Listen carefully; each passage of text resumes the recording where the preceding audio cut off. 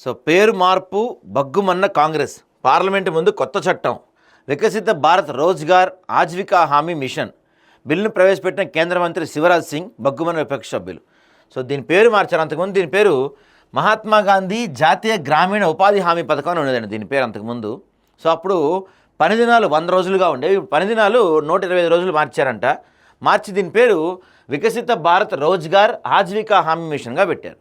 అసలు యాక్చువల్గా నిజంగా మాట్లాడుకుంటే ఈ పని దినాలు అంటే ఉపాధి హామీ పథకం నిజంగా అమలవుతుందా? అప్పుడెప్పుడో మన్మోహన్ సింగ్ గారి హయాంలో తీసుకొచ్చిన ఆ తర్వాత అది పెద్దగా ఎక్కడ కనపడతలేదు, పూర్తిగా నిర్వీర్యం అయిపోయినట్టుగా ఉంది. ఇప్పుడు దీని పేరు మార్చారు. ఇక్కడ విషయం ఏంటంటే పేరు మార్చారా, మన్మోహన్ సింగ్ పేరుందా, లేకపోతే మహాత్మా గాంధీ పేరుందా, లేకపోతే మోడీ గారి పేరే పెట్టుకున్నారు అనేది జనాలకు అనవసరం. జనాలకు అవసరమైన విషయం ఏంటయ్యా అంటే, జనాలకు కావాల్సిన విషయం ఏంటయ్యా అంటే ఎన్ని రోజులు పనిదినాలు నిజంగా వస్తున్నాయి. ఒకప్పుడు 100 రోజులు పనిదినాలు హామీ ఇచ్చేవాళ్ళు, ఇప్పుడు వాటిని 120 రోజులకు చేస్తా అని చెప్తున్నారు. కానీ నిజంగా గ్రౌండ్ లెవెల్లో ఈ పథకం కింద 125 రోజులు పని లభిస్తుందా? పని ఇచ్చే అవకాశం ఉందా? పని కల్పిస్తున్నారా? ఈ అంశాలు కదా మనం మాట్లాడుకోవాల్సింది. పేరుది ఏముంది, ఎవరికి కావాలి పేరు? ఇప్పుడు మహాత్మా గాంధీ పేరు పెట్టినంత మాత్రాన ఏమి పని దినాలు వచ్చేవి, జనాలకి డబ్బులు వచ్చేవి. వేరే పేరు పెట్టినంత మాత్రాన వచ్చేవి. అంటే ఇక్కడ నేను ఈ విషయాన్ని ఎందుకు చెప్తున్నానంటే పేరు మార్చడం వల్ల ఎవరికి ఉపయోగం?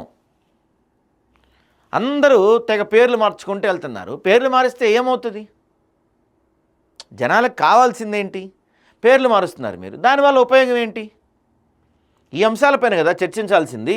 ఇప్పుడు వీళ్ళు ఇక్కడ పెద్ద ఎత్తున వీళ్ళు విపక్షాలు ధర్నాలు చేశారు అక్కడ పార్లమెంట్ దగ్గర. మరి చెప్పాలి కదా కేంద్రం ఎందుకు పేరు మార్చాం, పేరు మార్చడం వల్ల ఏంటి ఉపయోగం, ఇలాంటి అంశాలన్నీ చెప్పే ప్రయత్నం ఏమైనా చేశారా?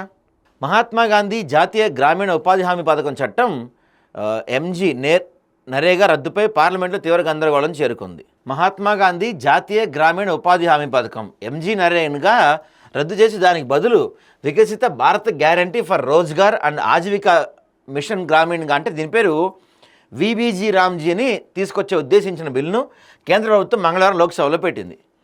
సభా కార్యకలాపాల జాబితాలు అంశాన్ని చేర్చినప్పుడు సోమవారమే అభ్యంతరం తెలిపిన విపక్షాలు వరుసగా రెండో రోజున పెద్ద ఎత్తున విరుచుకుపడ్డాయి. ముందుగా జాతిపిత పేరు తొలగించి తర్వాత మొత్తం పథకానికి మంగళం పాడేస్తారేమన్న అనుమానం వ్యక్తం చేశాయి. కొత్త బిల్లులో రాముడి పేరు ధ్వనిస్తుండడంతో శ్రీరాముడిని అపవిత్రం చేయవద్దంటూ మరికొందరు సభ్యులు గట్టిగా గళమెత్తారు. సమగ్ర పరిశీలన కోసం బిల్లును పార్లమెంటరీ కమిటీకి పంపించాలని డిమాండ్ చేశారు. గాంధీ సిద్ధాంతాలపై తమకు పూర్తి విశ్వాసం ఉందని ప్రభుత్వం స్పష్టం చేసినా విపక్షాలు వెనక్కి తగ్గలేదు. వాటి ఆరోపణలను కేంద్ర వ్యవసాయ రైతు సంక్షేమ శాఖ మంత్రి శివరాజ్ సింగ్ చౌహాన్ తిప్పికొట్టారు. బిల్లును ప్రవేశపెడుతూ మహాత్మా గాంధీ అంటే తమకెంతో గౌరవమని, ఆయన సిద్ధాంతాలను తమ ప్రభుత్వం నమ్మడంతో పాటు ఆచరించి చూపిస్తుందని తెలిపారు. పేదల సంక్షేమం, ఉపాధి పెంపు కోసమే ఈ బిల్లు తీసుకొని స్పష్టం చేశారంట. అంటే ఇప్పుడు నా ఒక విషయం అర్థం కాలేదు. పేదల సంక్షేమం, ఉపాధి పెంపు జరగాలంటే పేరు మార్చాలా? డియర్ మోడీ గారు, పేరు మారిస్తేనే పేదల సంక్షేమం జరుగుతుందా, ఉపాధి పెరుగుతుందా? అసలు పేరుకి పేదల సంక్షేమానికి ఏంటి సంబంధం? ప్రతి దాంట్లో రాముడి పేరు ఇన్వాల్వ్ చేస్తున్నారు.